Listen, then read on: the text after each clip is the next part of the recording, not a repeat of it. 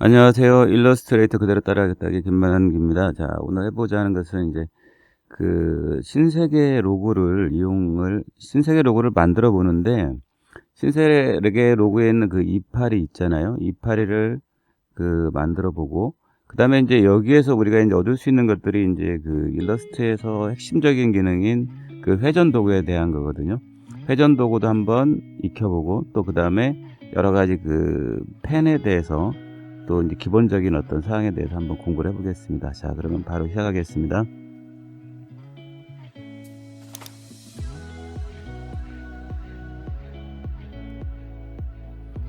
자, 일단은 뭐 그대로 할게요. 여기 보시면은 하나를 더 만들어 놓겠습니다. 여기 보면 돼지 도구라는 게 있는데 뭐 많이 지금 단계에서 많이 쓰지는 않지만, 자, 그대로 복사를 할게요. 자, Alt를 누르고 그대로 합니다. 이렇게. 자, 요거는 이제 왜 그러냐면 이제 보면서 그래도 완전하게 우리가 이제 배우는 목적이 회전 도구를 배우는 거니까요. 자, 딜리트 누르겠습니다. 회전 도구를 배우는 거니까, 굳이 요거를 뭐 예를 들어 그대로 따라 한다라는 거는, 펜 툴을 이용해서 이걸 그대로 뭐 쫓아 한다라는 건 사실 큰 의미가 없어요. 그건 학습에는 도움이 전혀 안 되는 방법이니까. 자, 시작을 할게요. 자, 일단 자, 요 이파리 하나를 만들기 위해서 어떻게 하시냐면은, 여기 보면 원형 도구라는 게 있죠. 원형 도구를 하나를 그려볼게요.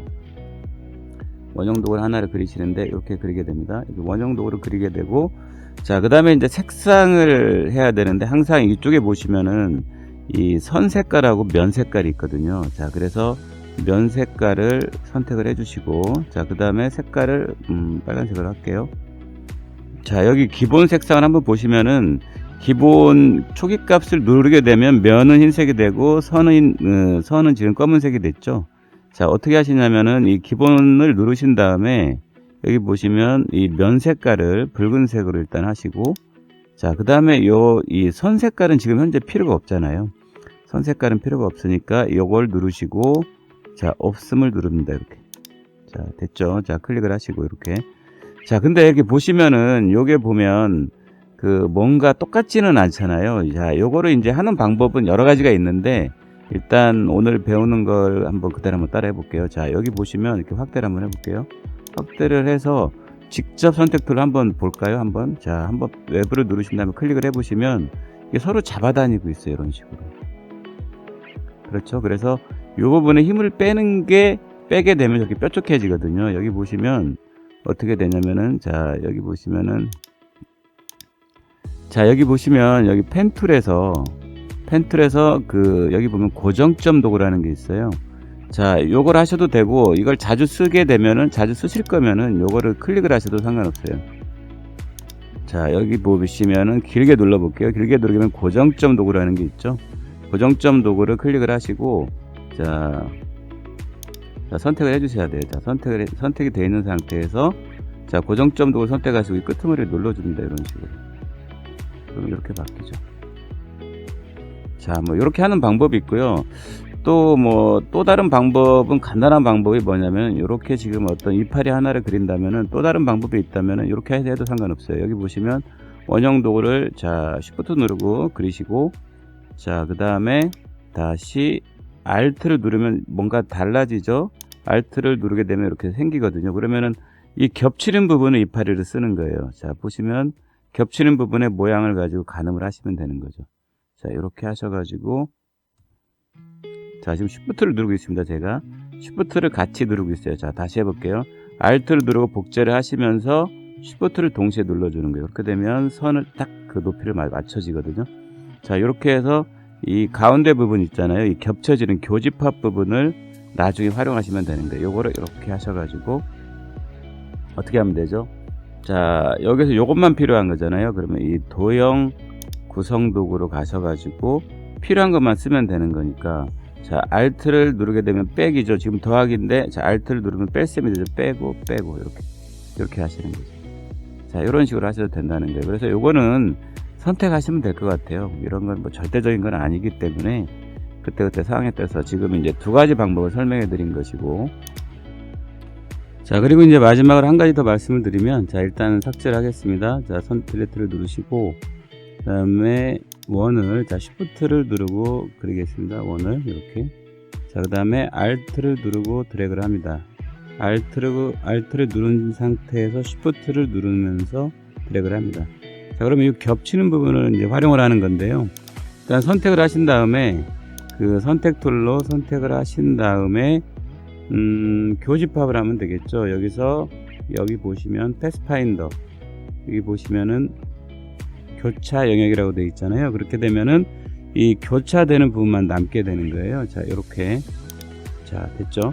자, 이렇게 되면 총 3가지 방법이 있게 되는데, 이 중에서 이제 아무거나 원하시는 거 선택하셔가지고 이제 일단 만드시면 됩니다. 자, 됐습니다. 자, 그 다음에 이제 여기서 이제 그 중요한 게 뭐가 있냐면은 이제 회전 도구거든요.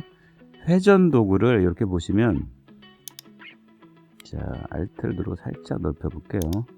자, Alt가 눌려진 상태에서 조금씩 변형할 수는 있습니다. 이렇게 양 끄트머리를.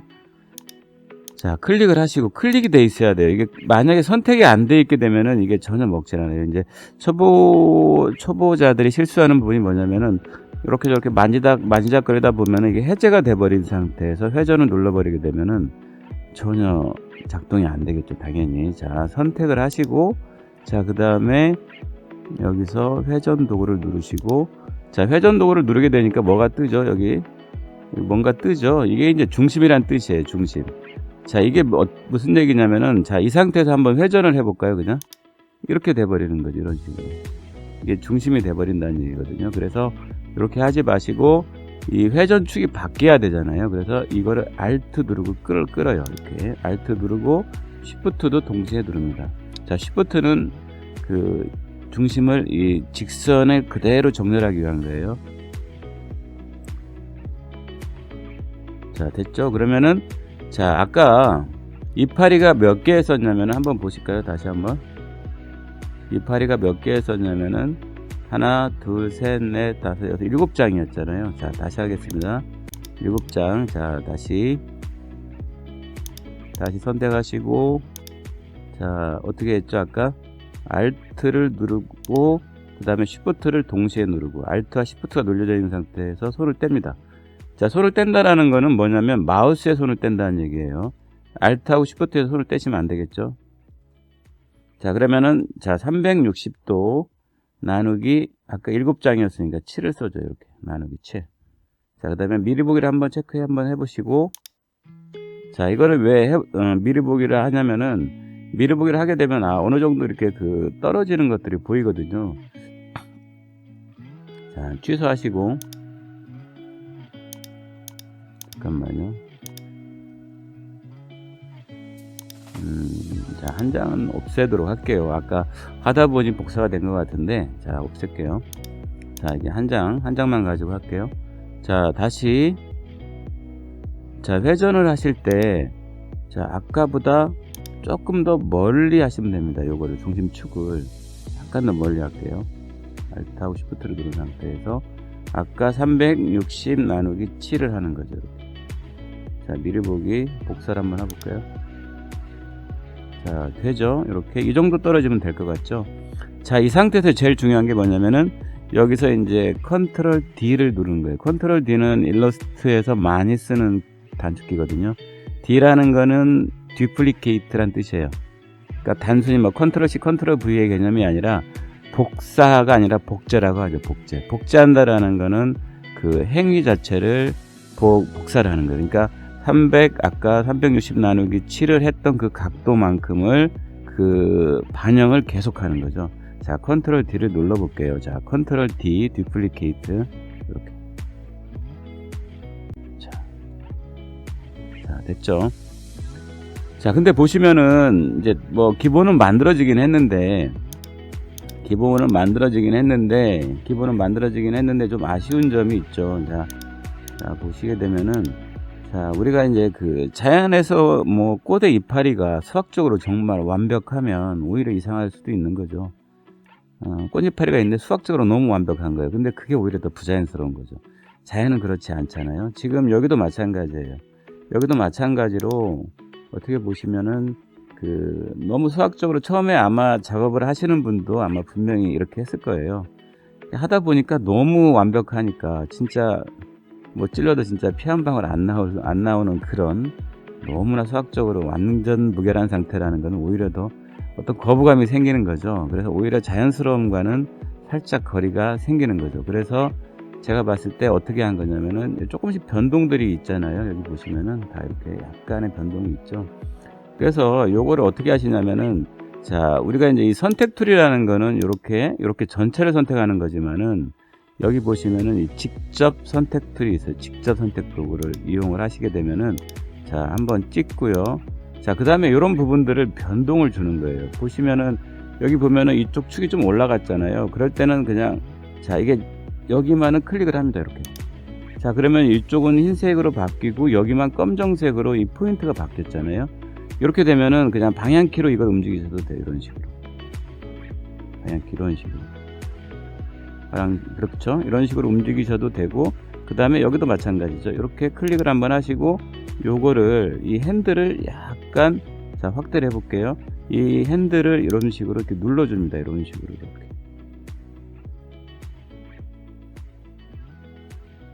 자, 이런 식으로 마찬가지죠. 이것도 조금 더 이렇게 끌어줘요. 이런 식으로. 자, 이런 식으로 주는 거예요. 요것들은 뭐 어떤 완벽한 그건 없어요. 어떤 디자인 하시는 분이 수학적으로 오히려 완전한 상태가 부자연스럽다고 느껴진 거고, 그 다음에 이제 그거에 대한 변동을 주는 거죠. 여기도 마찬가지죠. 여기도 클릭을 하신 다음에 요 부분을, 이 핸들을 이렇게 조절을 해주는 거죠. 이런 식으로.